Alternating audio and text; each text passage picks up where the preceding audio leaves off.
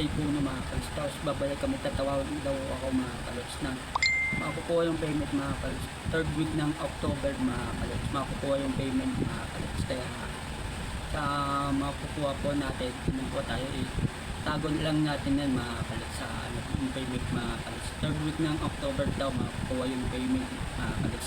Ay puno mga kalos. Tapos shoutout pala mga taga Bamoyo, kumuha din mga kalos ng payment mga kalos sa Masinag lang yun.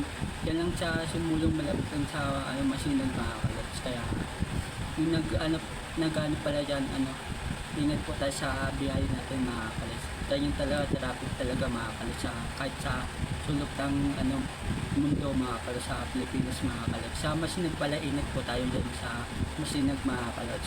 Kasi tayo dyan mga kalos, tapos sobrang init pa mga kalos. Sapon na pala mga kalos, kaya ingat po tayo sa ating mga mga kalos. Kaya ingat po tayo.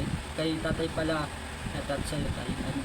Ingat po tayo lagi tayo. Tapos shoutout pala sa kotse na yung mga kalos nung kanina mga kalos. Yung kotse na itim mga kalos. Yung nakaawin ni tatay sa kotse mga kalos. Kasi bumisin na ng malakas yung kotse mga kalos. Yung mga kalos. Kasi yung galit na galit si tatay mga kalos. Kaya pabayaan mo na tayo.